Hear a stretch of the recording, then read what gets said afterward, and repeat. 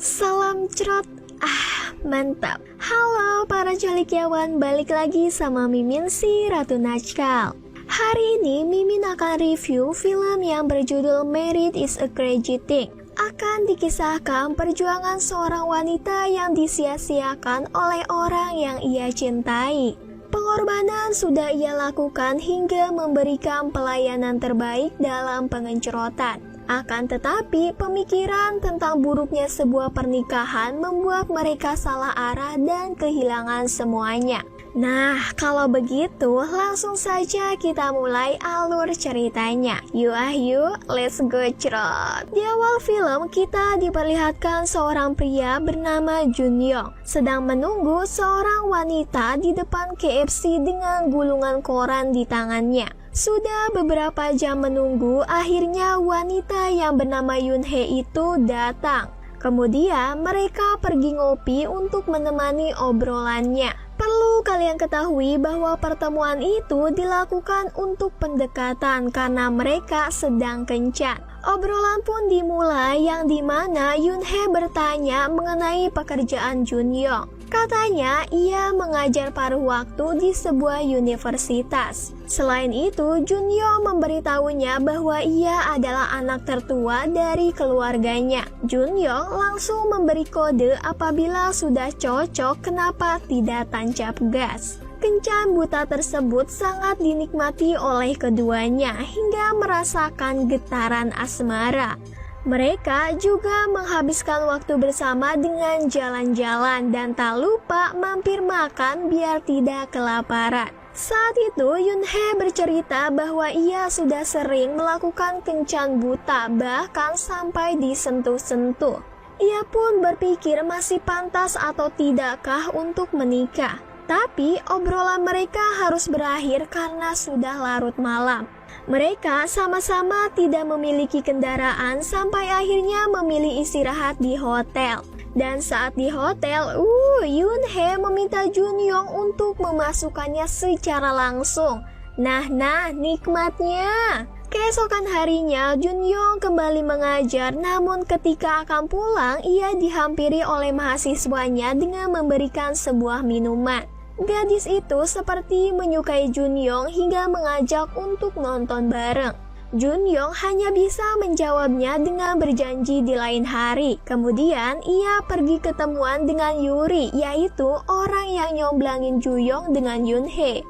Saat di rumah, tiba-tiba Jun Yong mendapat telepon dari Yoon Hye. Kencan kemarin memang membuat mereka jadi kangen sehingga kembali ketemuan.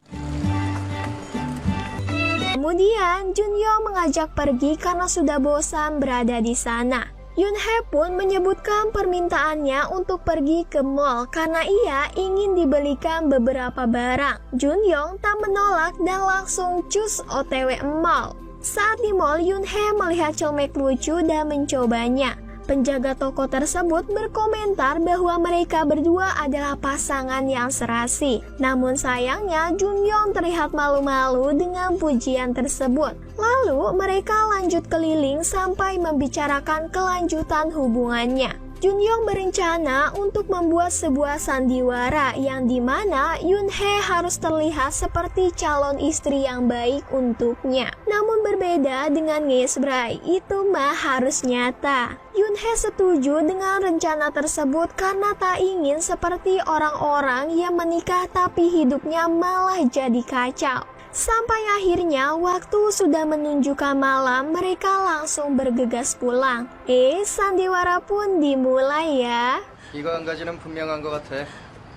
Saat itu Yoon Hye memberitahu Jun Yong bahwa nanti ia akan kencan dengan pria lain. Ternyata Jun Yong tidak banyak tuntutan dan ia membiarkan Yoon Hye melakukannya. Akan tetapi Jun Yong seperti menyindir bahwa jika Yoon Hye menikah pastilah jadi kebohongan untuk suaminya nanti. Mendengar hal itu, Yoon Hye langsung kesal lalu pergi dan menangis. Beberapa hari kemudian, Jun Young mendapat telepon dari Sae-un. Ia menagih janji Jun Young untuk nonton bareng. Tak lama setelah itu, mereka pun ketemuan. Namun Sae-un tanpa ragu mencium profesornya sendiri. Junyong sangat kaget karena baru tahu Saeun terpesona kepadanya. Tapi karena ia mendapat telepon dari seseorang, maka Junyong harus pergi. Setiba di suatu tempat, ia malah dibikin panas oleh Yuri yang sedang cipokan dengan kekasihnya. Junyong diundang ke sana untuk menghabiskan malam terakhirnya sebelum berkeluarga karena Yuri dan Kyujin akan menikah besok. Singkat cerita, hari pernikahan pun tiba. Yuri dan Kyujin sudah resmi jadi sepasang suami istri. Nah, kebetulan Yoonhae juga hadir di pernikahan tersebut sehingga mereka kembali dipertemukan. Saat acara telah selesai, Junyong berpapasan dengan Yoonhae dan mengaku bahwa ia merasa kehilangan separuh hatinya. Tapi Yoonhae sudah sakit hati dan tidak ingin membuka hati lagi. Keesokan harinya ternyata mereka dipertemukan kembali di suatu tempat. Junyong dan Yoonhae mengobrol dengan membicarakan hati mereka yang sudah jadi sunyi. Namun pertemuan tersebut membuat hubungan mereka membaik walaupun Junyong menolak untuk kencan karena ibunya sedang sakit. Dengan begitu Junyong mengajak Yoonhae menjenguk ibunya di rumah sakit. Di sana Yoonhae diperkenalkan dan disambut dengan baik. Tapi selesai dari rumah sakit, Junyong dan Yoonhae mampir ke hotel untuk beristirahat. Seperti biasa, tancap gas ya guys. Beberapa hari setelah itu, Junyong dan Yoonhae ketemuan di sebuah kafe. Saat itu, Yoonhae bercerita bahwa ia akan menikah dengan pria yang tidak ia cintai. Junyong tidak kaget mendengar hal itu karena ia merasa senang jika Yoonhae akan mendapatkan pasangan hidup. Kemudian Yoonhae pun mengajak Junyong jalan-jalan sebelum ia jadi seorang istri. Mereka pergi ke mall, terlihat Junyong mulai bete karena Yoonhae belanja banyak untuk keperluan pernikahannya. Saat fitting gaun, Junyong terpesona ketika melihat keanggunan Yoonhae. Selesai dari sana, mereka langsung pulang dan Junyong diajak masuk ke rumah Yoonhae. Sepertinya ada beban mendalam dalam diri mereka yang tak terungkap. Tapi sebelum benar-benar berakhir, mereka nge-spray dulu ya. Kemudian lanjut jalan-jalan yang katanya akan pergi berbulan madu. Tiba di pinggir pantai, mereka pun bersenang-senang. Kebahagiaan itu murni adanya walaupun tanpa nge-spray. Mereka menghabiskan waktu berdua hingga matahari terbenam. Karena sedang bulan madu, mereka pun nyewa villa di sana untuk bermanjaan. Setelah bulan madu kemarin, kita dikagetkan oleh pernikahan Yoonhae bersama pria lain. Ternyata momen kemarin sebagai perpisahan saja. Seminggu sudah berlalu, Junyong tidak pernah mendapat telepon dari Yoonhae lagi. Ia tahu bahwa Yoonhae sudah bahagia dengan suaminya. Junyong merasa terlupakan dan menjalani hari dengan kegalauannya. 2 bulan kemudian, Junyong akhirnya bertemu dengan Yoonhae. Penampilannya yang sudah berubah membuat Junyong sungkan. Tapi Yoonhae menceritakan pengalamannya selama jadi seorang istri. Di sana, Junyong juga mengakui bahwa ia sedang krisis uang hingga tak punya tempat tinggal. Yoonhae berbaik hati dengan memberikan tawaran meminjamkan rumah yang tidak ia tempati. Karena butuh, Junyong pun menerimanya dan langsung tinggal di sana. Namun Yoonhae berkata walaupun ia sudah menikah tapi kenyamanan tetaplah ia dapatkan dari Junyong. Dengan begitu mereka jadi sering menghabiskan waktu bersama lagi sampai mencari perabotan rumah tangga berdua. Semuanya sudah diatur oleh Yoonhae dan Junyong hanya nurut-nurut saja. Layaknya sepasang suami istri, Yoonhae dan Junyong sudah sangat bahagia sampai sulit untuk dilepaskan. Kebahagiaan selalu mereka dapatkan karena manjaan tak pernah terlewatkan. Tiba di suatu saat, Yoonhae melihat-lihat email Junyong.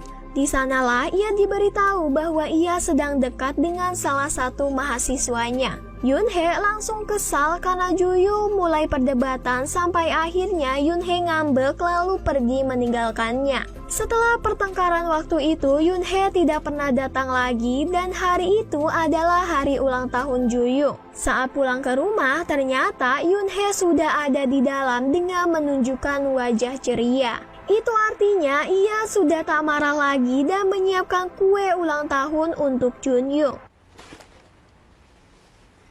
Keesokan harinya, Yoonhee menyiapkan makan siang untuk Junyoung berupa tumis toge. Akan tetapi, Junyoung menolak karena ia ingin makan mie instan. Hal itu membuat mereka bertengkar karena Junyoung selalu egois tanpa memikirkan usaha Yoonhee untuknya. 어디 가? 라면 사러 가.